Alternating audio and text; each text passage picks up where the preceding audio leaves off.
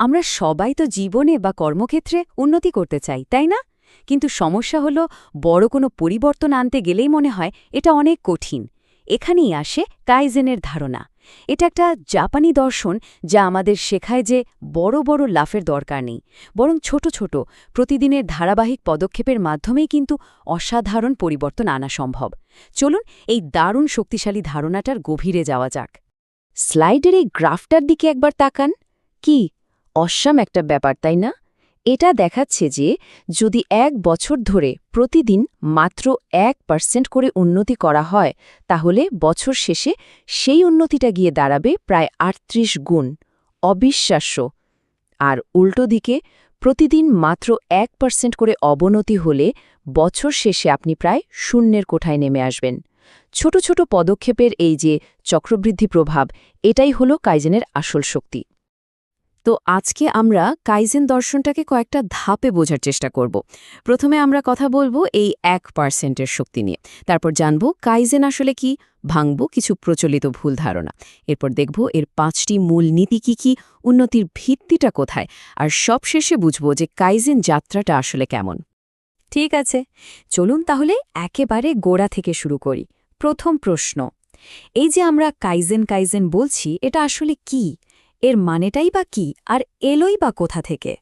Kaizen ধারণাকে যিনি বিশ্বজুড়ে জনপ্রিয় করেছেন, সেই মাসাকি ইমাইয়ের এই কথাটাতেই এর সবচেয়ে ভালো সংজ্ঞাটা পাওয়া যায়। দেখুন তিনি কি বলছেন। কাইজেন মানে শুধু কারখানার কোনো ব্যাপার নয়, এটা আমাদের ব্যক্তিগত জীবন, সামাজিক জীবন, মানে জীবনের সব ক্ষেত্রে প্রযোজ্য। আর কর্মক্ষেত্রের মানে হল ম্যানেজার থেকে শুরু করে কর্মী পর্যন্ত সবাই মিলে একসাথে উন্নতির দিকে এগিয়ে চলা। কাইজেনের এই ধারণাটা জাপানে কিন্তু আগে থেকেই ছিল, কিন্তু ১৯৮৫ সালে মাসাকি ইমাইয়ের একটা বই এটাকে জাপানের বাইরে নিয়ে আসে।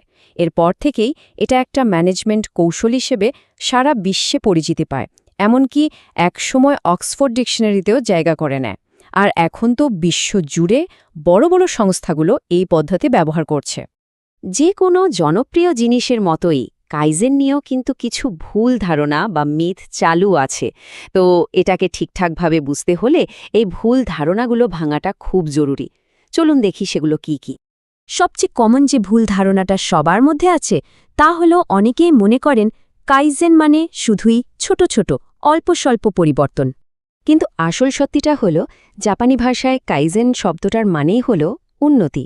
এখন সেই উন্নতিটা ছোটও হতে পারে, আবার অনেক বড় যুগান্তকারী কিছুও হতে পারে। সেটা একবারের জন্যও হতে পারে, আবার ক্রমাগতও হতে পারে। তার মানে এর পরিধিটা শুধু ছোট পরিবর্তনে আটকে নেই, বরং যে কোনো ধরনের উন্নতি কাইজেন। আর একটা খুব প্রচলিত ধারণা হল কাইজেনকে একটা টুল বা যন্ত্রের মতো মনে করা হয়, যা যখন দরকার তখন ব্যবহার করা যায়। না, কাইজেন আসলে কোনো টুল নয়, এটা তার চেয়ে অনেক বড় কিছু।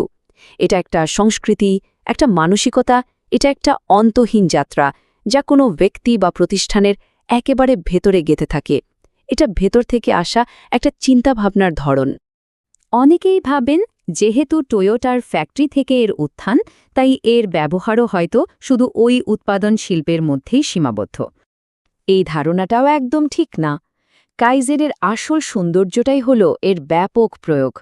এটা শুধু ম্যানুফ্যাকচারিং নয়, স্বাস্থ্যসেবা, আইটি, ব্যাংকিং, এমনকি আমাদের ব্যক্তিগত জীবনেও সমানভাবে কার্যকর। সোজা কথায়, যেখানেই উন্নতির সুযোগ আছে সেখানেই কাইজেন আছে। বেশ, তাহলে এই যে কাইজেন মানসিকতার কথা আমরা বলছি, এর ভিত্তিটা কি? চলুন এবার কাইজেনের সেই ৫টা মূল নীতি দেখে নেওয়া যাক, যেগুলোর ওপর পুরো দর্শনটা দাঁড়িয়ে আছে। এই ৫টা নীতি হল: ১. গ্রাহককে জানুন, মানে আপনার গ্রাহক কি চায় সেটাকে সবচেয়ে বেশি গুরুত্ব দিন। ২. প্রবাহ চালু রাখুন, কাজের পথে যত বাধা আছে সব দূর করুন। ৩. গেমবাতে যান, মানে যেখানে আসল কাজটা হচ্ছে সরাসরি সেখানে গিয়ে সমস্যাটা নিজের চোখে দেখুন। ৪.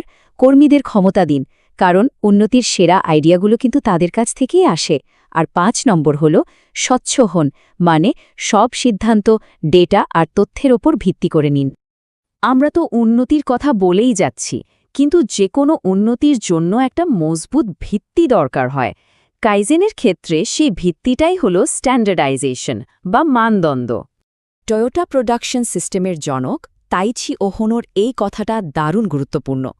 এর সহজ মানে হল, আপনি উন্নতি করার আগে আপনাকে তো জানতে হবে আপনি এখন কোথায় আছেন। একটা স্ট্যান্ডার্ড বা বেস লাইন যদি ঠিক করা না থাকে, তাহলে উন্নতিটা মাপবেন কিসের ভিত্তিতে, তাই না? এই স্লাইডের ছবিটা দেখুন, ব্যাপারটা পরিষ্কার হয়ে যাবে। এখানে দুটো চক্র আছে।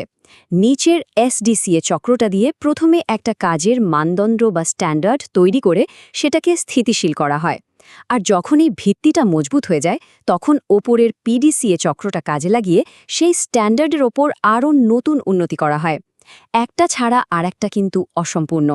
সবশেষে একটা খুব জরুরি কথা আমাদের মনে রাখতে হবে। কাইজেন কিন্তু কোনো নির্দিষ্ট লক্ষ্যে পৌঁছানোর ব্যাপার নয়। এটা একটা চলতেই থাকা যাত্রা, একটা নিরন্তর প্রক্রিয়া। এই স্লাইডের উপমাটা আমার অসাধারণ লাগে। একটা ইসিজি রিপোর্টের দিকে তাকালেই তো বোঝা যায়, লাইনটা যদি একদম সোজা হয়ে যায় তার মানে কি জীবন শেষ। ঠিক একইভাবে উন্নতির পথেও কিন্তু উত্থান পতন থাকবে। একটা সমান সরল রেখা মানে সেখানে কোনো উন্নতি হচ্ছে না, সব থেমে গেছে। কাইজেন যাত্রা মানেই হলো এই ওঠানামার মধ্যে দিয়ে ক্রমাগত এগিয়ে যাওয়া। তো এত কিছু জানার পর এখন আসল প্রশ্নটা হলো, এই দর্শনটাকে আমরা নিজের জীবনে কাজে লাগাবো কিভাবে? একটু ভাবা যাক তো। আজ নিজের ব্যক্তিগত বা পেশাগত জীবনের এমন কোনো একটা ছোট দিক আছে যেটা মাত্র 1% উন্নত করার জন্য কোনো একটা পদক্ষেপ নেওয়া যেতে পারে? উত্তরটা হয়তো আমাদের সবার মধ্যেই লুকিয়ে আছে।